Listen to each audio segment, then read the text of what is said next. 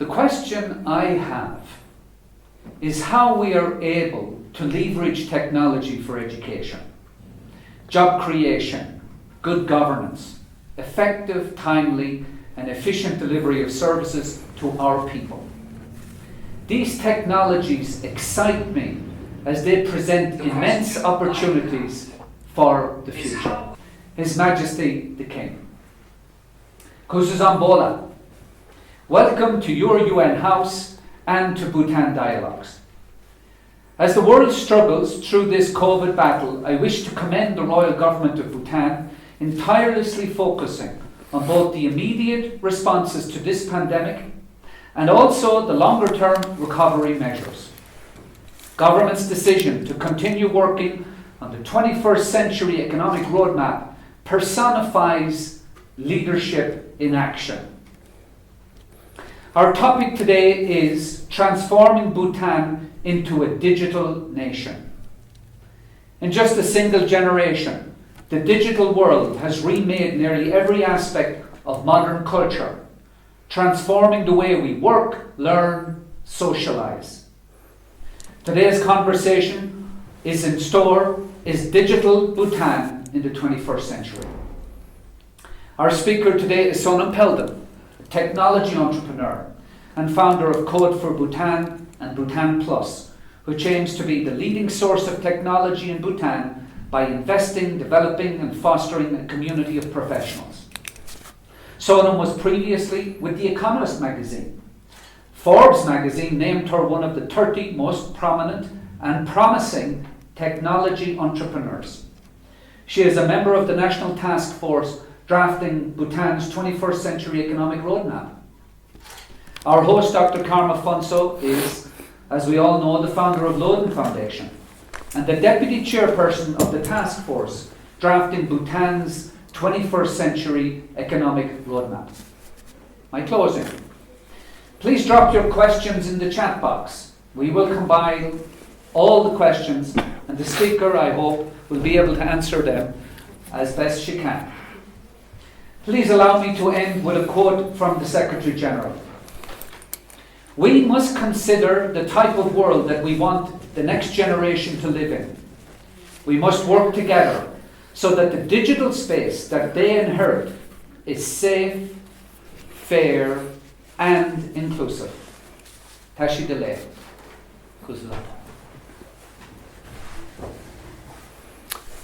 So Sonam, welcome to Bhutan Dialogues. Thank you for having me. I think digital technology is probably going to be the most outstanding mark of the 21st century. That the way we think, the way we do our work, the way we live our life, the way we socialize, everything has been impacted by digital revolution. And who would have imagined actually 50 years ago that two of us will be sitting here in Bhutan in a room and having a conversation which many people around the world can take part in, listen to in real time. So this is what digital revolution has done to us, or for us.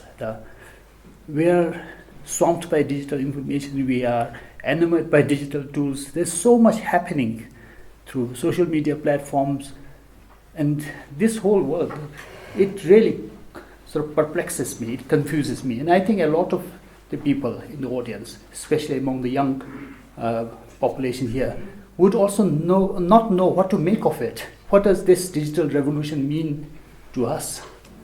And here we have you. You are a cutting-edge tech entrepreneur, and in a traditional Bhutanese fashion, I may reveal your age. You are only 31, and already, as Jerry mentioned earlier, named by Forbes as one of the 30 entrepreneurs below 30. You are in the thick of it when you talk about digital revolution. So I want to really ask you later about what this whole revolution means to us. But before we delve into that, can you tell us how you got to be where you are in the thick of this digital technology? Sure, I'll try. I'll try my best. So I was raised in Thimphu. I was born here, I grew up here, and as far as I can remember, I've always been a very studious child, and I've always done well in school, and I loved studying.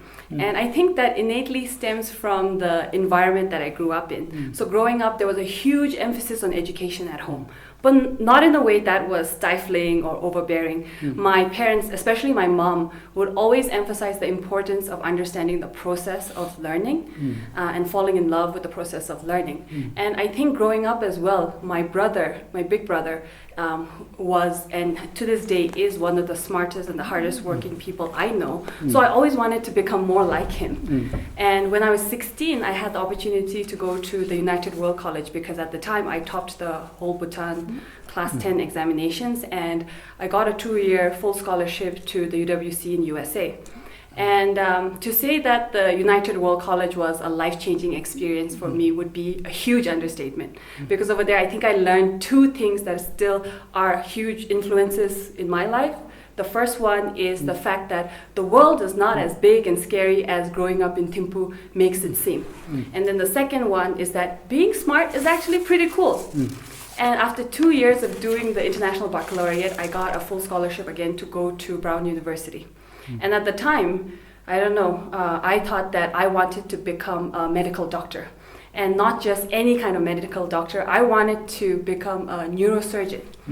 But very quickly in my freshman year, I realized that I was more drawn to the cognitive aspect of neuroscience rather than the physiology and the molecular side of it.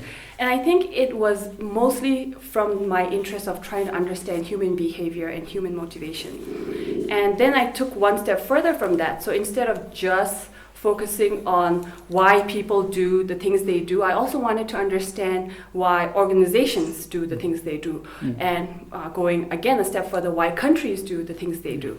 So I think that pulled me towards economics as well. And being the overachiever that I was back then, I didn't pick one over the other. And the great thing about being at Brown was that we had this thing called the open curriculum, and you could customize your own concentration. So I ended up graduating with a degree in neuroeconomics. And at the time, I think looking back, I was quite crazy, because on average, a student would take about 4 classes a semester, but I was adamant that I had to take like 5 or 6 and then audit another one. But I think that craziness did serve me well in a way, because right after graduation, I got a job at the Economist.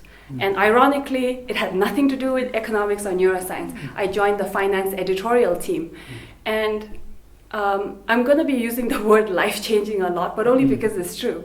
I think my 2 years at the Economist was life-changing for me. Number one, because I had this amazing supervisor who not only encouraged me to ask questions, and I would be in rooms with personalities like Alan Greenspan, Christine Lagarde, and Clay Christensen, and he would ask me to lead the conversation or ask questions. And I think over there I really came out of my shell and really understood how it was, or what you had to do to become a professional at the time I was working in New York. And it was my supervisor as well who encouraged me to go to Oxford University. He told me to apply. And it didn't take much effort on his part, because growing up I was also a huge Harry Potter fan.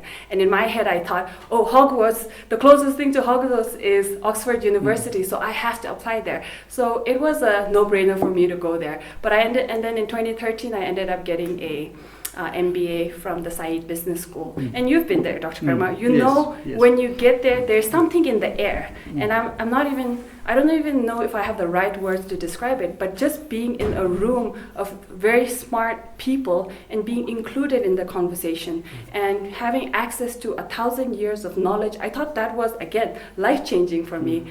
And it was at Oxford that, number one, I met my future partners and co-founders for what would eventually become my first technology startup. But it was also there where I understood the importance and the need for me to make that transition from being in finance or in economics and move into the technology world. We had this course called Global Opportunities and Threats. And over there, they talked about 3 main threats that the 21st century would face. The first one was climate change. The second one was technology disruption, especially brought about by automation and AI. And then the third one was the aging population. And in all 3 of those themes, the consensus was that the solution would be technology itself. And so I thought I wanted to be part of it, but I couldn't be wouldn't be taken seriously if I myself wasn't a practitioner. So from there, I got inspired to just study and learn as much as I could about it, not only in terms of like learning how to program, but also actually understanding how does that tech ecosystem work, what does it take to become to lead a tech startup or to deploy tech platforms and apps to consumers at large. So that's essentially how, in a nutshell, I know I talked a lot, but in a nutshell, how I got to, after multiple transitions, to technology. Yeah, well, that's a very fascinating, diverse background you have. The only thing that I might say is perhaps Cambridge is closer to Hogwarts than Oxford, because the train to Hogwarts doesn't leave from King's Cross. I disagree. I disagree. We could have another debate on Bhutan Dialogues about that, but sure. But then, Sonam, going back to your life story, you have started these tech ventures outside of Bhutan, and then some years ago you decided to come back to Bhutan. I met you, I think, about 5 years ago or so. Yes. And here you're right now known for Code for Bhutan. So tell us what brought you back to Bhutan generally, and how is the Code for Bhutan going? What is it about? Sure. So it's funny you mentioned that, or I think perhaps it's lovely that you mentioned that people know me for Code for Bhutan, because I literally spent like maybe 5% of my working hours and working time on Code for Bhutan. It started more as a happy accident.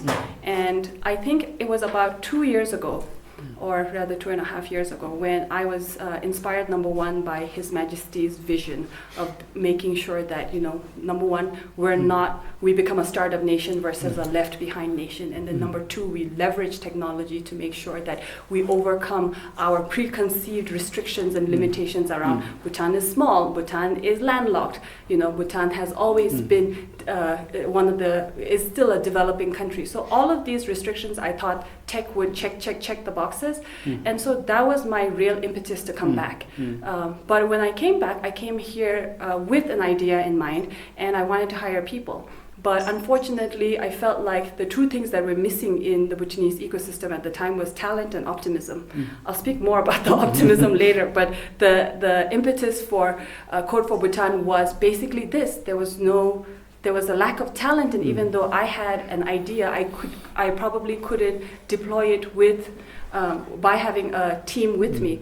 So I thought, I'll just post on my Facebook page saying I am willing to teach anybody who wants to learn how to code. And in my head, I thought, 5 or 10 people would respond. And then from there, I could sit in my office or a coffee shop and then teach people how to program. But then in 2 weeks, I got over 2,000 inquiries about it. My inbox was flooded, my messenger was flooded, and I thought there's a real opportunity here, not just in terms of me finding talent for my team, but there's a real hunger, a real thirst for technology education and programming in particular. And so I thought, okay, let's not sit around and let this opportunity go away. Let's actually build an organization, although that might be a little bit over dramatic for me to say, because it's just literally a one-woman organization right now. So it was me mobilizing the resources that I had at my own disposal. So, for instance, I asked 2 of my friends and colleagues from the Singapore team to come and teach here as well. And at the same time, it was like me asking people to give me a space to teach. So it really was me bootstrapping and teaching. And so, to answer your question about what Code for Bhutan is, it's essentially a community or a platform. We're trying to bring people together who are aspiring programmers, aspiring coders. And I remember in the beginning, I approached multiple offices, multiple ministries and departments, and asked them if they would be willing to help me out. Because the vision that I have for Code for Bhutan is a lot larger than this. It's just not me doing a one-off, one-month course and then saying, goodbye, everybody, you are on your own. That's definitely not it. I have a bigger vision of wanting to make this something that's year-long, something where people can learn multiple programming languages, and also kind of develop new technology and business models themselves as well. But unfortunately, at the time, nobody wanted to help me out. And I'm a very impatient person, so I didn't have the time to wait for this one Tasho in this one office to make up his mind and think whether or not he wanted to help me out with coding. I wanted to do everything that I could with my own capacity. And so I had 2,000 people apply, but I could only take 100 at the time because it was physically not possible for me to teach 2,000 people at a time. And so what's happening right now is we had a couple of iterations, a couple of cohorts since that first started. And then we had the one in March as well, which unfortunately had to be canceled because of COVID. But then a few weeks ago, I remembered I work in technology, so I should probably take this class online. Yes. And so right now we're in the middle of a course. I have 120 students, and we teach them web development with more focus on UI, UX, so user experience and user interface. And also we're going on, and I'm thinking we should do like JavaScript and Python moving on. So, but I really do it by listening and assessing the students' progress. It's not something where I just drill down with lectures. It's something very hands-on. I believe that you learn best when you are actually creating rather than consuming. So I really listen to what they're what they're saying, how their progress is, and so far so good. I mean, I think it's, like I said, it's something that I spend the least amount of time on, but I will 100% say without a doubt gives me immense satisfaction, immense benefit. I am so proud of all of the students who are there because you can see just the level of talent and enthusiasm that we have in this country. And what is this cohort? Is it the second or the third cohort you're having? This is the third. Third. Yes. And how many have you taught, including this third cohort? So I try to take about 100 every time, but if this one goes well, honestly, and if I can get a few more of my friends to volunteer their time and be mentors, I think we can really scale this out because with technology, that's the beauty of it. You don't have to be restricted by limitations that in-person class would have. So that's the idea. But then, so I want to come back to your entrepreneurial side. Sure. You're a tech entrepreneur, and you just said that you are an impatient one at that. Very impatient, yes. And then you're here dealing with two forms of ecosystems. One, the entrepreneurial ecosystem, the ease of doing business. This second, the IT infrastructure, the digital ecosystem. Both in Bhutan are probably not on the level that you would wish it to be. And you probably must be facing quite a lot of difficulties and frustrations going to different offices. Like you just said, now you don't want a single dasher in an office to be the main factor in your projects. So as you look forward to scale up your project, what kind of challenges do you see? And what kind of solutions can you find for those challenges? So, I mean, that's a really big question, right? So we have to unpack it in a couple of ways. I think what you're essentially asking is the challenges of doing business in Bhutan, but more from a technological standpoint as well. I think, honestly, I would say the tech infrastructure is the least of my worries. I don't lose sleep thinking that the bandwidth is slow or that the package is very expensive. I would be happy if it was faster and cheaper, obviously, but that's the least of my worries right now. I think ultimately when we think of enabling us this ecosystem or this environment of tech advancements, we have to think about everything else. So we're at the National Task Force and we have deliberations on this endlessly. And I think one of the main things that we have to enable for us to even get to the conversation of tech is this idea, first of all, it's the systemic infrastructure we have in place. So of course we would love to have like a third carrier for internet so that, you know, it eases the bandwidth or makes it faster. But those are things that I think I am a little bit too inexperienced to speak about. But there are also systemic infrastructure challenges in terms of, I always speak about how I believe in the unfettered movement of the four freedoms. That is goods, services, people, and money. And we don't have that in Bhutan. I know our geographical disposition puts us at a disadvantage when it comes to moving things logistically. But even if you think about, you know, bringing in an expert who might be an expert in a technology and might come and teach people here, there's a lot of hassle when it comes to just bringing people in and getting that help. So the unfettered movement of people or talent is not there. Even with Code for Bhutan, I mean, I'm doing it online right now, but if I were to bring my colleagues from Malaysia or Singapore, unless I get another pass for them, it is a little bit of a hassle. And I always say this, that in Bhutan we have this mentality where it's the start that stops most people. And I feel like to kickstart or push the front door open is the hardest part. And it's because we have all of these systemic challenges within us. And then if you talk about like how Bhutan can be part of a more globally digitized world, right now we can't have that conversation until our banks and our central banks really improve their act and then have us be aligned and connected with the rest of the world's payment systems. Because right now it's easy for me to send money from like the US to Malaysia, but very, very hard for me to send money from Malaysia to Bhutan. So until and unless we address some of these systemic infrastructure problems, I don't think we can get to a tech conversation. And then more culturally as well, I think we have to change our mindset. I've talked about this many, many times, breathlessly, about how we have to encourage a culture of innovation. And right now, everywhere you go, everybody pays homage to a digital Bhutan. But how many of us are actually walking the talk? You have innovators coming in, entrepreneurs coming in with ideas, with new innovation.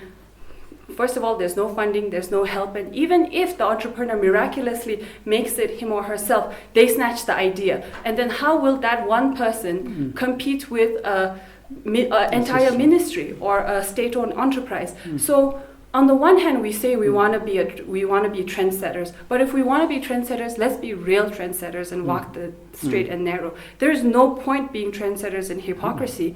And I feel like right now there is this mindset that it's okay to do that. We don't have intellectual property rights laws, and maybe and then every time I would complain about this, people wouldn't necessarily respond with, let's think of solutions. People respond with, this is how things always work in Bhutan. And that is not something that we should continue the discourse with. We have to have a more proactive mindset. We have to think, how can we change the system? Because whatever got us here is definitely not going to take us where we need to go. I mean, that is the paradoxical part, isn't it? That you have the Code for Bhutan, to which so many young people respond so enthusiastically, positively. And then you again have the Bhutanese system, the political, cultural system that is almost unshakable. Correct. And seem to hinder what you wanted to do. So how do we undo that?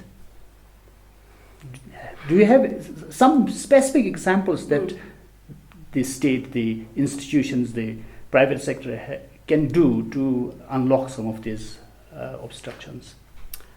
So I wish there was a magic wand solution that would make everything better. But I think it goes back to our culture, our education system, and we have to build a culture which is a little bit more inclusive. So Jerry was talking earlier about how we need to build technology that's more inclusive. I feel like over here the discourse is we always talk about high-end rather than inclusive, or we talk about complexity rather than reliability. So we have to change that paradigm.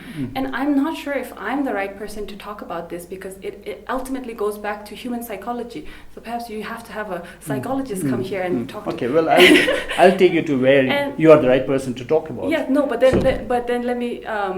I think there are ways that we can get there, and in a way, compared to like 5-6 years ago, things have improved. There are efforts being made around sandboxing. There are efforts that are made towards encouraging or putting entrepreneurs on the spotlight. I think that's great. But ultimately, entrepreneurs and startups need to be given the right to grow into big firms in their own rights. And that is somehow restricted. We start something, we celebrate, we clap about it, but then nothing happens 5-6 years down the line. There has to be this long-term thinking of how what we have right now when we're encouraging entrepreneurs, it's just not a one-time thing. And it's not about like me versus you. If you encourage the entire ecosystem, and if you have more chances where people can put their ideas forward without being afraid, I think there's also a lot more chances for us to come up with a big unicorn idea from Bhutan, because I think that is 100% possible. So, I mean, what you are, of course, arguing for is a totally liberal free market approach, whereas I think there are trade-offs, and I think the state institutions have to also think of the downsides of such neoliberal approach. But I want to come back to your tech expertise. So the country, Bhutan, has been trying to digitize for some years now.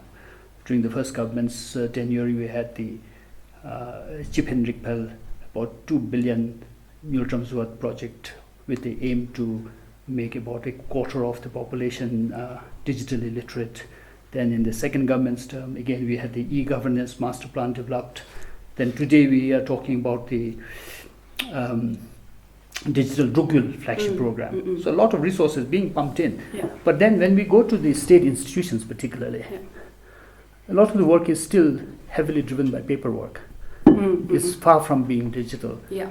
As a tech entrepreneur, where do you see the loopholes? What are some practical things that we can really fix to turn Bhutan into what today's topic is suggesting, a digital country? That's a big one. Because you must be, as a tech person, yes, seeing I very practical problems that can be easily sort of plug holed. Yes. So we already covered some of the systemic issues. Let's leave that aside for now, because that's a can of worms that we don't want to open again. Like a few years ago, I'll give you Yes, this example. A few years ago, when you came to meet me in my office, you were talking about this balloon service to provide internet. Yes. So some practical things like that could really turn Bhutan into a digital country. Okay, so like I said, what happened to that idea anyway? Oh, it never took off, literally. Like it was just stuck somewhere. The idea that Dr. Karma was talking about is this, the Google Loon project, where we would deploy hot air balloons all, like in 6 points around Thimphu, and then it would actually enable internet connectivity to the whole valley. But yeah, never happened. And I mean, there are a lot of like environmental concerns as well. But at the time, I thought it was a great idea. I mean, I still think it's a great idea. So what are the great ideas do you have to solve Bhutan's digital problems? So, but I don't think it's a matter of idea. Again, I will go back to mindset, and I will talk about how we have this very top-down approach. We think that us sitting on this ivory tower, building apps and deploying it into the market, and then suddenly everyone is expected to use it, that's not how it's going to work. With technology, what you have to do is you have to listen to what the people say. So what I notice in Bhutan is that when we talk about technology, number one, we think that any app or any website is just going to miraculously solve your problem, and that's never going to happen. In fact, what digital platforms will do is just exacerbate or accelerate problems that are already pre-existing in your analog predecessors. So that's never going to happen. Just slapping an app doesn't mean that you're a tech company now. So you have to think about the fundamentals. And by you sitting up top and then saying that you want to build this app and then deploy it to people and then mandate them to use it, that's never going to happen. You have to listen to what the customer is saying. That's why I tell, I'm a very consumer-centric developer. So what that means is essentially, when you're building a product, it doesn't have to be 100% finished product from day one. And then you send it out. But I feel like that's what we do here in Bhutan. We build something, we say it's 100% complete, we have the opening ceremony, then we deploy it, and then we hope people will use it. When in fact, in startups, you have to follow the Scrum Lean model, where you listen to what the customer says, you deploy a beta idea or a platform or tool first.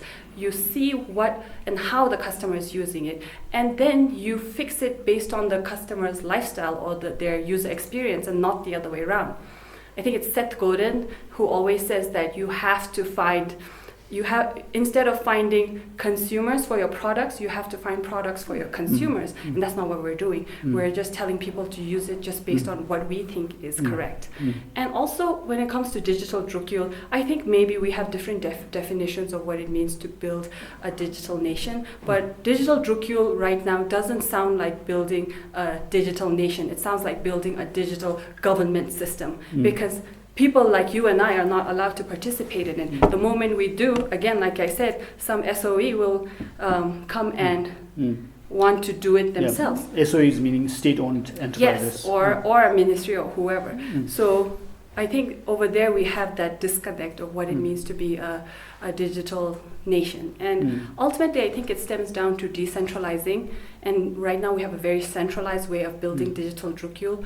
Technology has to be decentralized. A lot of people have to participate in building it so that ultimately it serves them and not us serving the technology. So I'm not sure if I answered your question, but Well, I think it really comes down to, I'm not going to talk about the actual technicalities of how they're building digital rupee because I don't know how it works, but I'm talking about just from a user experience and a user friendly or user-friendly perspective. That's not happening right now. So you have shared this with me even before, that you are consumer-centric, Yes. and that you would go with the interests of the consumers and the clients to Yes. develop an app or a product. But then what we see in the digital, especially in digital marketing and digital companies, is you do develop products that are very enticing, that are very attractive. You basically lure the consumers to your products and services. Yes, yes.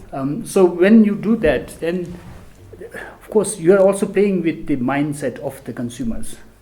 You're shaping people's interest in life, their tastes, the amount of time they spend on various things. So when you have such sort of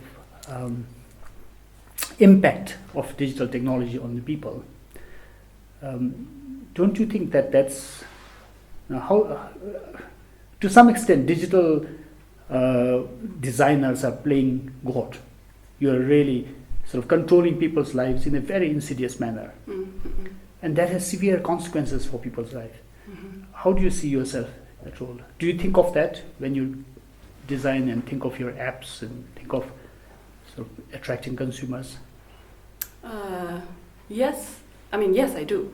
I think as a developer, your main priority is always how can you entice the customer, right? And I think, Dr. Karma, you're referring more to I'm guessing, the addiction to social media. Yes, that too, but I'm also thinking about, for instance, how, say, we would create apps to get people's personal identity. And then these identities can be used. People can be tracked. The states can use that for purpose of surveillance. Some states are using it even to manipulate elections. So now there is a whole dark side to this digital revolution. How do you see that? Okay, so let me answer that question in two parts. I think the first part, it's important for us to understand what sort of technology we're dealing with or consuming. So I think it was in Nir Eyal's book Hooked, where he talks about social media and modern technology. Basically, they basically tug at three basic human emotions: the need to be loved, adored, and connected and understood.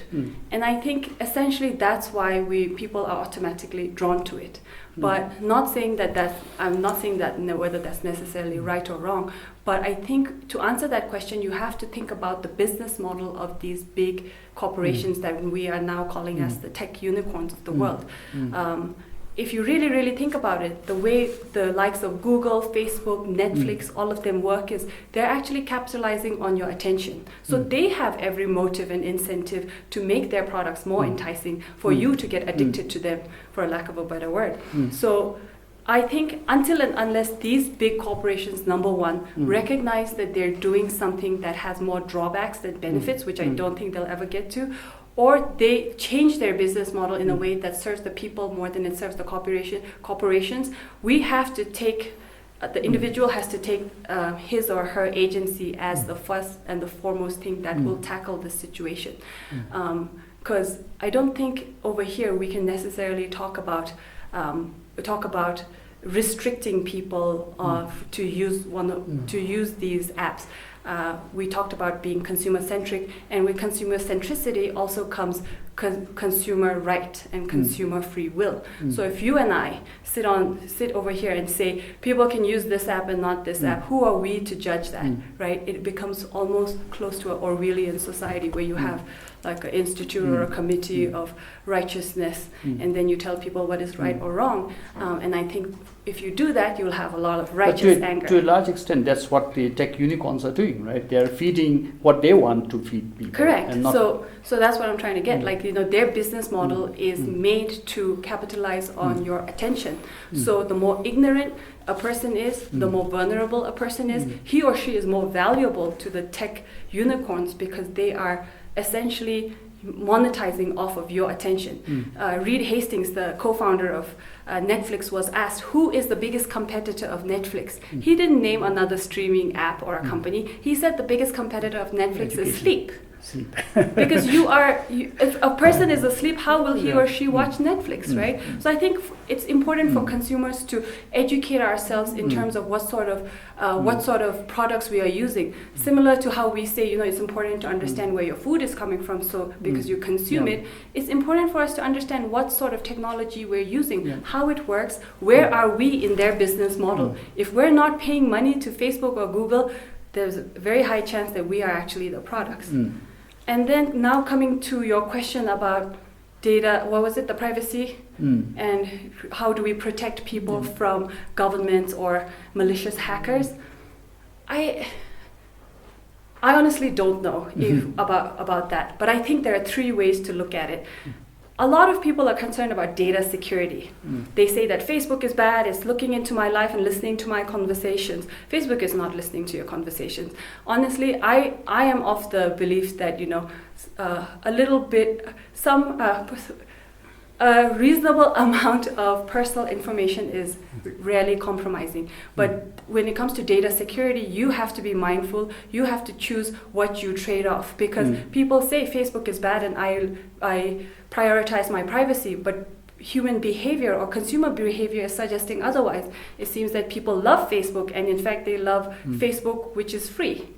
And then the second thing that we have to talk about in that aspect is data accessibility. So Digital Drukgyal and every other government that's looking at digitizing the nation, they always talk about digital accessibility, having an aggregate centralized system where all the data is there. If you look at Estonia, they have that once only policy where you don't ever have to type in your name or your ID card number anymore, which is great.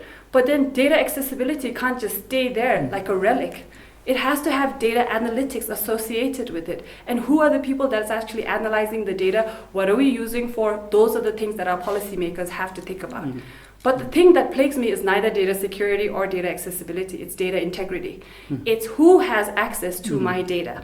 If it's at MOIC or wherever it may be right now, who actually has access not just to the data, but also the ability to change it. Because I don't think it really is compromising for somebody to know what your blood type is. But if somebody has the ability to go and change that, then your next visit to the hospital will be lethal. So I think in terms of cybersecurity and hacking, it's a larger conversation that honestly I'm a little bit more liberal towards, just because I feel like there are drawbacks and benefits in every aspect of the world. I believe that there are more benefits than drawbacks in the realm of technology. But we can place certain insurance systems and certain policies in order to protect especially our most vulnerable communities. Yeah, what I think is important is people, and particularly the people who are in our audience. They ought to know about the risk, the dark sides or the challenges that one has when you embrace digital technology. Now, let me bring you back to Bhutan. So you mentioned how it's often the ignorant, the poorly educated consumers that are being monetized by the big tech companies. Correct. So if that were the case, and then looking at our own sort of situation, now you have started Code for Bhutan. Many years ago, I tried to bring somebody who could also outsource his applications company here in Bhutan. He didn't find the right standard of maths for young people to take up his programming. Anyway, what we have here is we are a fledgling nation in terms of digital sort of development. Of course, the whole world is facing this digital revolution equally, but I think we are perhaps one step behind some other countries. And then we have these two big neighbors who are doing amazingly well in a way in terms of sort of IT innovation and companies and so forth. So should our focus be more on educating the consumers, being responsible, educated, mindful consumers of the technological tools and information that other people produce, and not be so much on developing tech as in sort of an opportunity for economic development or innovation ourselves? Basically, I'm asking you whether, given our situation, we should focus more on tech as an enabler, make people become digital in how they do business, in how they run the offices. But maybe tech doesn't have such a big scope in Bhutan to be an industry that will contribute significantly to the economy. I mean, we are talking about AI and big data and space technology and so forth, but mind you, we also have some really basic problems yet to be solved. We have grinding poverty for about 8% of the population, and we have to talk about space technology. Our focus really shouldn't be there. Similarly, maybe we should promote big heart more than big data at the moment. Emotional intelligence over artificial intelligence. What do you think? Okay, so let me... Because you are more into the tech industry side, right? Yes, as a promoter. Yes. But then... So that's the thing. I don't see them as being one or the other. Okay. I think you cannot be mindful consumers without being creators. I talked about this earlier where I said you learn better when you are constructing something or creating something rather than consuming it. And I fully agree, we have to have educated consumers. People have to understand what platforms they're using, how it works, and that's essentially the essence of Code for Bhutan as well, because I tell people it's not simply enough for you to be working on your laptops and your phones every day. You have to understand what enables these technology and these products to work. So I don't think it's one or the other. And with regard to your question about like whether we should be creators, I do. But then again, I also have very delusional levels of optimism. So perhaps I could be challenged. But I'm making this analogy from the Industrial Revolution. The AI revolution or the tech revolution that we are going to be facing is nothing different from that. Professor Harari talks about it, and he's my intellectual hero. So he always talks about how the farmer in the early 1800s in India, who said he had no time to think about railroads or the Industrial Revolution in the UK, found himself being colonized 20 years ago. And I'm not saying the same thing is going to happen to Bhutan with the likes of India and China, but we will be exploited in different ways and perhaps in more detrimental ways. And that's why I don't think that we should be sitting on the sidelines and waiting for someone else to create the product and then giving it to us. Another issue with that one is, for instance, we think that we can copy-paste the system. People talk about, let's bring Estonia here. That's not going to work. Let's bring Silicon Valley here. That's not going to work. Because we have to ultimately understand culture. And technology can never be above culture. So if we say that we're just going to take the products that are being built by all of these foreign developers, what we will be doing is we will be inculcating and living their culture. So for instance, it's very important for us to understand how it works for the Bhutanese context. People always ask me, my first startup, ServisHero, why don't you bring it to Bhutan? It's such a great idea. But I don't think it's necessarily me just bringing the app here. That's the simplest thing. We have to fix certain offline and operational issues that technology will never be able to fix. And along the same lines, that's why I emphasize the importance of Code for Bhutan and the importance of us having local Bhutanese developers, is because ultimately only we will understand what Bhutanese values are and how we can make it work for the Bhutanese consumer. So I think that making that distinction is important. And lately, there's all this talk about everybody wants to do coding. Even the people who didn't want to support me when I went to ask for funding, they want to do coding, which is great. But we have to understand, what are we doing it for? Are we doing it because we also believe in the fact that speaking the language of the future is going to enable us and take us forward? Or are we just checking some political boxes, right? And also the Ministry of Education is saying that they want to make students from class 1, 2, 3 learn coding, which is great. But I think coding cannot be taken in silos.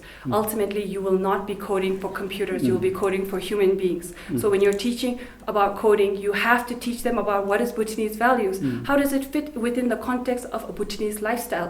What does it mean for a user experience and user interface? How can we make it so that it enables us rather than us being used by them? Yeah. So I know this is super like supremely optimistic, but I think there is a chance for us to be part of the global discourse, and also there is a chance for us to create products that work for us rather than waiting and depending on everybody else to bring it for us. So you're a tech optimist. I am in a tech general. optimist, Yeah. and can I say something on that? Whenever people say that there's technology is going to be bad, or I'm a techno pessimist, just remember technology itself has no agency. It is the choices we make that will determine what technology will do. So when policymakers are unwilling to have the debate around technology and how it will influence our life, it is not techno-pessimism is actually a symptom of political pessimism. It shows your inability to have these discourses because maybe you're afraid to know what the answer will be. So I don't think anybody is overtly techno-pessimist because I mean it lies in plain sight. The technology will bring us good, but we have to be able to wield it to our benefit, not the other way around. Yeah. Well, I'm fully with you in seeing technology as a neutral tool. But then when we look at the general technological world, the tech unicorns, Yes. they're mostly playing with people's weaknesses. True. And they're sort of basically turning that into a negative tool rather than a neutral tool. You say you're a Not always optimist. negative though. Yeah. I see Yes, lots of of course, not positives always. for all of the Yeah, from all not of the always. unicorns. But when you look at the general development of technology, digital technology in particular, how we see exponential growth Yes. every year. Some people like Elon Musk and Stephen Hawking have actually been worried that we'll reach a point where men become slaves of machines, that computers will outsmart us, that point of singularity. Okay. Are you a pessimist or an optimist in that sense? Do you think? I'm still an optimist, but are you a fan of science fiction, Dr. Karma? Not really. Okay, because I think a lot of our opinions about what singularity means, or more precisely, a lot of our fears of what singularity means is being driven by this science fiction culture. Movies are key. Movies always talk about like robots coming in and taking over. But you have AlphaGo that has beaten the world's the best sort of Go champion, and you have the Deep Blue which has defeated the best chess champion. And then Watson. So at some point, if we keep sort of allowing this law of accelerating returns to go on, who knows that artificial intelligence may take over? No, they won't. I mean, I don't believe they will, and this is my own personal belief. So I think that there's not going to be one single point in the future of mankind where the robots will take over and then it's the end of the world. I don't believe in that dystopian society. Well, maybe it will not be the end of the world, but it will be a robot-controlled world. No, it won't be. What I believe in more is several stages of disruption or several revolutions. So say in 2025 there might be a big one where robot takes over 25% of all the jobs that are existing right now. Then in 2035 something else happens. So I think it will be a continuous process. So our job as human beings and ultimately protectors of humankind and mankind, what we have to do is we have to always think ahead of the curve and educate ourselves, reskill ourselves. Do you think everybody does that? No, I don't. Yeah. And so if there's a very powerful leader who decides not to do that and goes with the artificial intelligence, what will happen?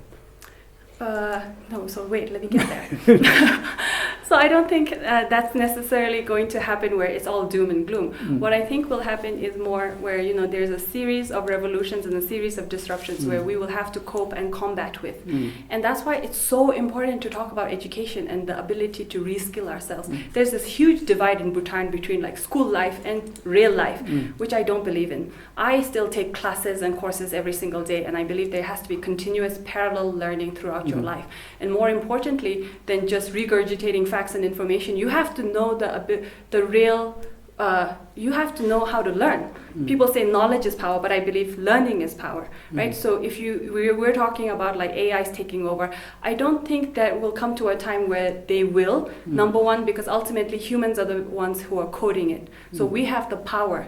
They say the future is inevitable, but I think we still have the power to influence it. Especially in Bhutan, we definitely do. We definitely do. So we have to have these conversations right now. And in the next election, if our politicians don't have the answer to how will you combat AI, then perhaps we shouldn't vote for them. And I don't think it will ever come to a point where AI will just take over the world and then we'll have nothing to do. We will constantly have to reskill and upskill ourselves. What I will be more worried about in the realm of jobs, robots taking over our jobs, is not the 18-year-old or the 20 or the 30-year-old, because I think millennials and Gen Z, and I know I'm giving myself too much credit, will ultimately be able to adapt and adjust to the changes. I'm more worried about the 50-year-old and the 60-year-old who's been in one position his whole life, and then suddenly a robot comes and makes him obsolete. And over there we will have to talk about not just reskilling him, but also finding him new meaning for life.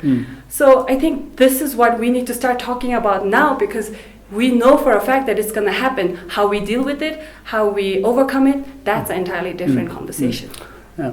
I did want to ask you about how digitizing Bhutan would fare with the unemployment problem we have in the country. But I think in the interest of time, let me ask you this question, which I feel very strongly about. Okay. And that is, okay, let's forget about the big sort of unknown singularity problems in the future, but what about the problems that digitization is causing right now?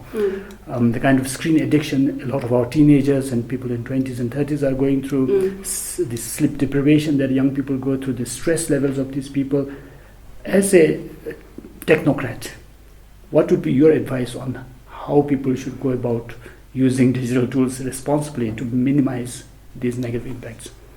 So first of all, I don't think this is a new conversation. This debate has happened since the dawn of time. When the Industrial Revolution came about, people opposed it. When people started using electricity, they said it's the devil's work. And more closely to home, in the 1990s, we didn't have television because we were afraid of television addiction, about our people getting influenced by other cultures. So in a way, the drug hasn't changed. The medium of how we consume it has changed.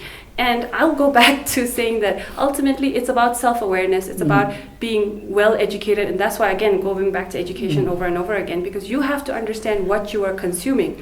Because you cannot talk about technology as having an over-encompassing and overbearing influence over you. Ultimately, if you're talking about whether or not we can re-engineer people's behaviors so that they don't look at screens too often, there are already apps that are available which will not zap you, but like vibrate or turn off your phone if you go over a certain exceeded time period.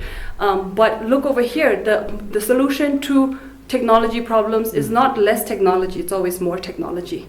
And ultimately, we have to address the question of technology addiction the same way we address alcohol addiction and sugar addiction. And yet we don't have a committee of sugar control sandboxing, right? So along the same ways, I think we have to, number one, give credit where credit is due. We sometimes, especially in Bhutan, we coddle the consumer. The consumer is a lot more sophisticated than what you make him or her to be. We have to remember that.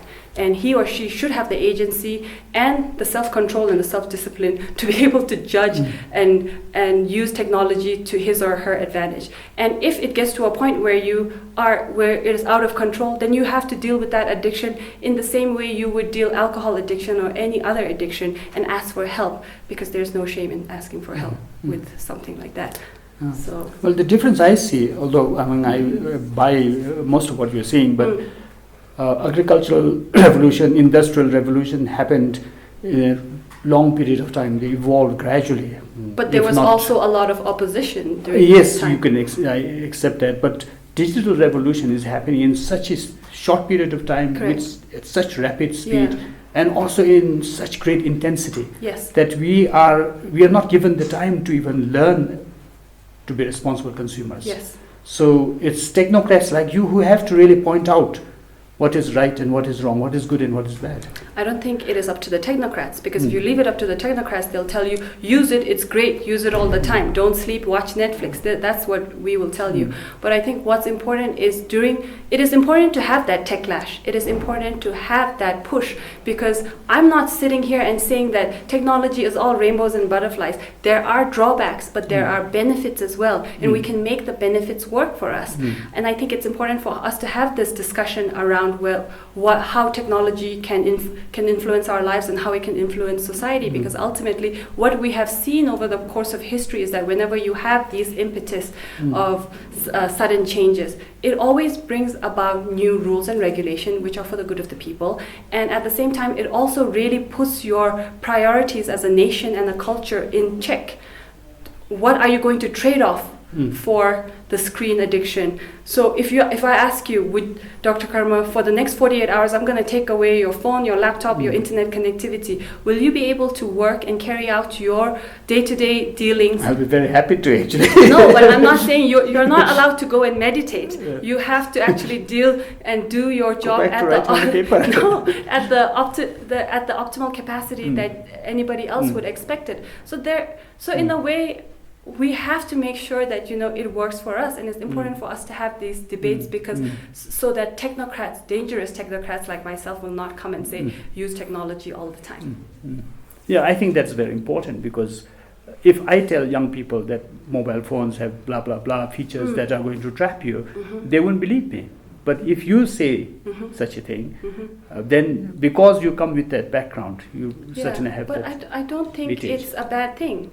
Like people, I know it's the responsibility of the individual, and also if you talk about young children, it's the responsibility of the parents to inculcate discipline and usage of technology.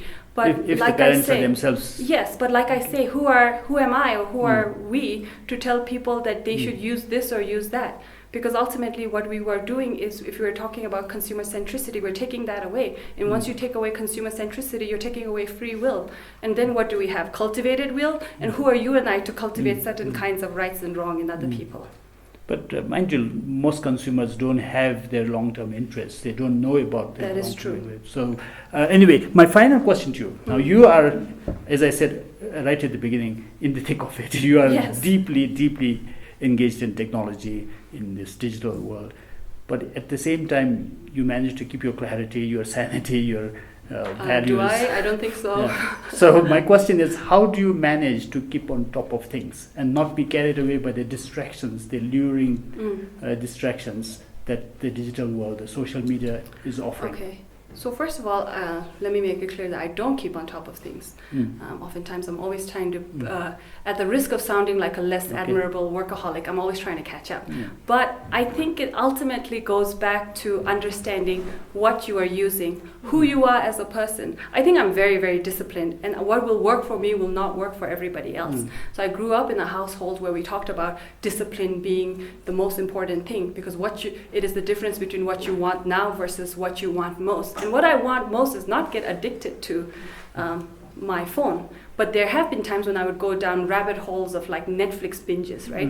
And I think that's okay ultimately, so long as you understand what are you consuming, what are you trading off.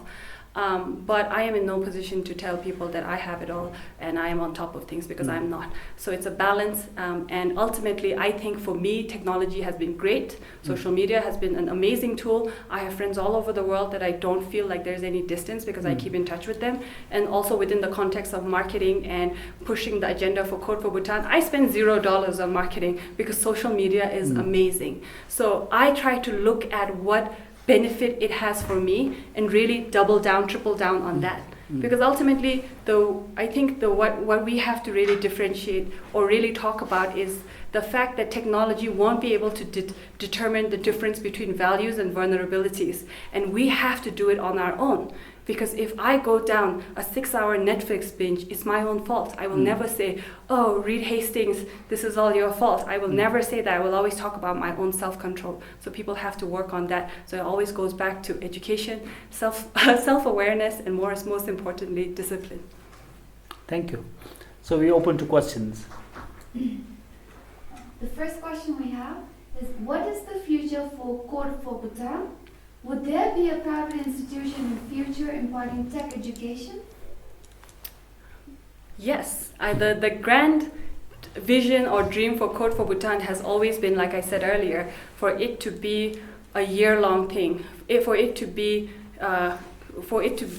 address various different kinds of technologies and also take in whoever is applying, so that it's not limited by just me being the one instructor. And I know what the vision is for, and I know 100% that I will definitely get there. The bigger question is, how will I get there? Because right now, like I said, it's just me. It's a one-woman show, and it sometimes gets really, really hard when I have to balance everything out with everything else that is happening in my life. So the vision is that it will keep on going. I think I have some really amazing students right now, and I'm already in discussion with a few of them to be involved in it more full-time as well. So I do see this evolving, and like I said, I'm listening to what the customers and the consumers are saying. So if you want it, I will bring it for you. The next question we have is, though we may say Bhutan is coping with global digital, still we are far behind. What are bottlenecks and who is responsible to make it move ahead? I think we are all responsible. People say that for you to be able to influence anything, you need either power or money, and I disagree. I think what you need is community mobilization and unity. And that's essentially what I'm also trying to do with Code for Bhutan. I'm mobilizing a community of people who believe in a common goal. So if we bring together enough people, and if enough people believe that the future of Bhutan is in technology, we can get there. I don't want, and what was the first part? The first part was bottlenecks. We spoke at length about this. There's like the physical infrastructure, the systemic problems, the mindset, the cultural problems. But I don't think I should go down that. I should spend too much on that anymore. Today we are caught in the vicious cycle of huge national debt from our hydro projects. Why are the foundations in Bhutan not questioning this huge national disaster in waiting? What and how can this forum help with ideas and results to alleviate the disasters of hydropower projects that are unfolding? After all, the success or failure of hydro projects has a huge bearing on national sovereignty.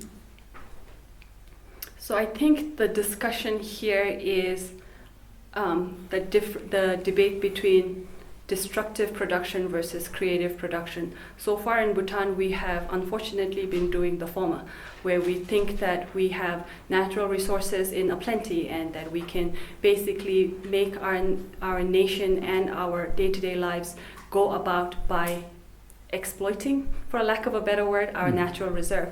But I think I'm not able to really comment on the exact the comment on hydropowers in particular, because I don't know enough about it.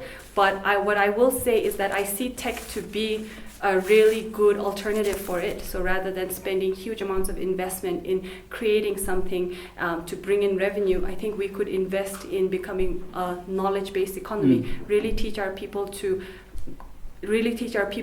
address and work with the global market, but still have the pleasures of working from home, paying taxes to our local governments. Because with tech, that's what it does. It limits it breaks the limitations that say a project like hydropower will come. We don't have to deal with logistic issues. We don't have to deal with manufacturing limitations. It can be vast and wide, and we can be creative. And the more creative we are, the more successful we will become. Yeah, if I may add on to this, I Sure. think sometimes people have this premature worry of the heavy investments we have made into hydro. On the whole, I think if you look at Chuka, if you look at Tala, if you look at Kurichu and now Mangdishu, the returns have been quite good. Yeah. In that just because few mega projects have failed, I think we shouldn't be so pessimistic. In terms of financial returns, the hydropower projects have so far been good, and we are yet to really see the full potential. And then I think linking it to IT, one advantage you have is we can produce all this energy and have the energy-intensive industries in the country. So while it is not at all wise to put all the eggs in one basket, as people often say, and we have done that with hydro in the past, but we have already begun to diversify now. but hydro should remain a very important component of the overall economic plans, I suppose. Yes, and the yes. debt shouldn't be such a great worry. Yes, correct. And I forgot to mention this as well. I'm working on a blockchain project as well, and that requires huge energy consumption. And the number one reason why I thought it would make sense for Bhutan is because of the abundance of energy. But I know there are certain there are other operational issues that we need to work on before we actually get there, but I actually see this as number one, solving the problem of now India is becoming more self-reliant in terms of energy, and also number two, the way we can perhaps have a competitive edge in the global market is if we can actually reduce our electricity per unit electricity costs, and then enable our technology firms and our data centers, more importantly, on top of hydro. With the sudden shift to e-learning worldwide, how can Bhutanese teachers and schools quickly and effectively respond to the changing needs of our students? Do you foresee a hybrid model of learning where schools will no longer suffice to be the bastions of learning even post-COVID? So, to answer that, we have to look at the way the definition of how we understand the traditional system of schooling right now. And it was started hundreds of years ago because it was a place where you would go to get information, where you would learn facts.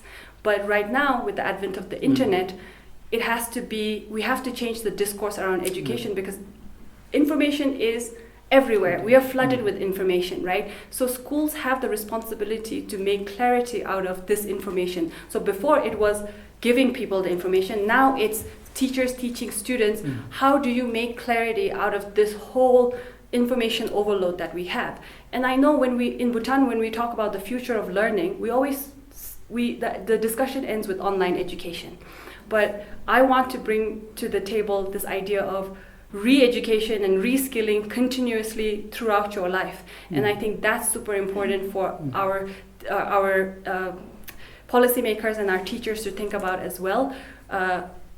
People always thought that school was a place where you would warehouse your children for the day when you went off to work. But COVID has taught us that that's not the case. Parents have to be fully engaged in their child's learning. And more importantly, they have to teach them like my mother did in a way, and I'm very, very grateful, the process of understanding and falling in love with this idea of learning. Yeah, I think the whole notion of education across the world will change. It's bound to change with this digital revolution. And as you said, I think here we often think about school education in schools versus online education because of the COVID situation. But what is important is probably to change the whole concept of education. It's not about teaching or helping young children, not about what children know. It's or what they should know, but how to do it. So the whole focus of education really has to shift. And this is not just unique to Bhutan, it's probably going to help everyone. I was reading very recently that the main problem with technology, or the main problem that will probably arise from technology is because ultimately you have Paleolithic minds, medieval institutions, and godlike technology. And I think that's true with the education system as well. Our kids are learning faster and better than what is being taught in school, and you should adapt and listen to what the kids are doing because they're keeping up with the godlike technology, but our institutions and perhaps our mindsets aren't. Access, availability, and affordability should be the focus now, and then later talk about bringing technology into any sphere. What are your thoughts? I don't think so. I disagree with that because I think earlier when we were talking about the hindrance, I said that the tech infrastructure is the last thing that I worry about because it gets things done. Like I said, it would be great if it was more accessible and if it was more affordable, but at this point in time, we will take what we get. And honestly, that's not the thing that I will be driving for or debating about. What was the second part of that question? Sorry, I didn't hear clearly. Yes, talk about bringing technology into the sphere after talking about access, availability, and affordability. No, you can't wait. It's already ahead of us, right? So we have to keep up. And if we wait till, everything is perfect, if we wait till, we get 100 Mbps at 100 neutrons, that's never going to happen. And I think there is real opportunity right now for us to engage in discussion and to lead that towards that goal, but we can't wait for that to take place and then, the whole world is moving ahead of us. I can take the last question. While keeping up with the global forum in tech development is important, at the ground level, Bhutanese, particularly in the remote areas, don't even have access to proper smartphones for e-learning. How can digital Bhutan be inclusive and address the issues that affect locals in their daily lives? Being progressive and talking about artificial intelligence, machine learning, etc. are important, but bridging the technological gap requires more inclusive, local and human needs. How can we make this kind of information available to the unreached without using high-tech vocabs so that they are well-informed too? Okay. I think that's a great question, but I don't think for one conversation to happen, the other one has to stop. They can happen parallelly at the same time. And I'll go back to the example of ServisHero and how people were asking me, why don't you bring ServisHero here? And I was telling them, what problem are you trying to solve, right? Because ultimately, if the problem is, so for those of you who don't know, ServisHero is a services marketplace that connects users with service providers. So if our concern in Bhutan is to get the service provider to do the job, there are many ways to do it. So I was saying maybe perhaps we should look at what the majority of the consumers are doing or using right now. So if it is ultimately to get that result of getting the service provider, we could just have a hotline so that people can call and get that service. So I think there is that, you have to make that distinction about what is that technology for. Now, if we are talking about the remote areas just being educated, I think there are ways, and this is where policymakers and technologists like myself come in, because we have to think about what the consumers are saying and what the consumer lifestyle is like. And we have to think about various different ways and mediums to get that to get that information or service to them. So I don't think, although technology is a great tool to level the playing field for everybody, we have to recognize that people are at different stages of this playing field. So we have to address them in various different ways.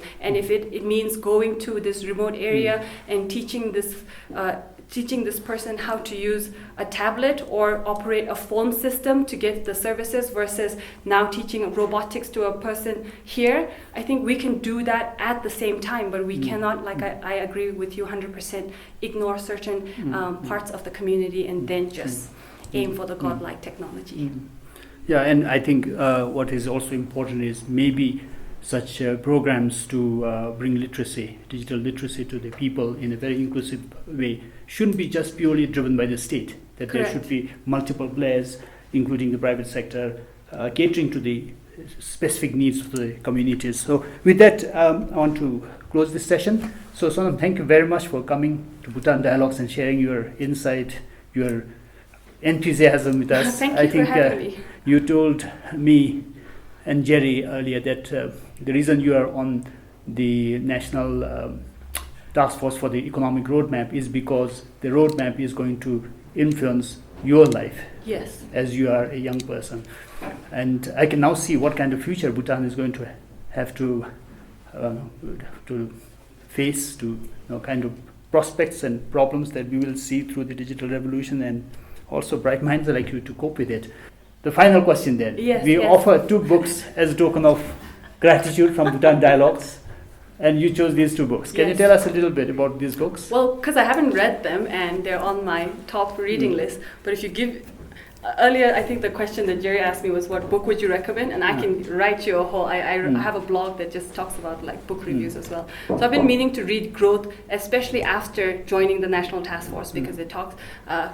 this book talks, and I'm a huge fan of Lekav Smil, and he talks more about economies and how growth can be influenced, or how we can go about looking at growth in different ways, especially for countries and cities moving forward. And this one, it has been on my reading list for many, many years. And I love reading biographies, especially I love reading biographies of entrepreneurs. And Phil Knight from Nike has been one of the things that I've been meaning to read. He's a genius when it comes to branding, when it comes to manufacturing. So I chose these two, but then if you really ask me like what else I would like to read, I'll give you 100 different books. Thank you very much. Sure. So thank you very much for joining us. And then I normally conclude this session again with a word of wisdom. I think the most apt proverb that I can cite today would be from Shantideva, where he says, and I first read in Tsongkha or Cheke, Gelset namgi milab dini kayang yuminte, detar nebi kebala sonam mijur kayame. There's nothing whatsoever a bodhisattva wouldn't learn. For there is nothing the wise cannot turn into merit. So I think digital technology is a chance for us to turn it into a tool of merit, a tool of good work. So with that, thank you very much.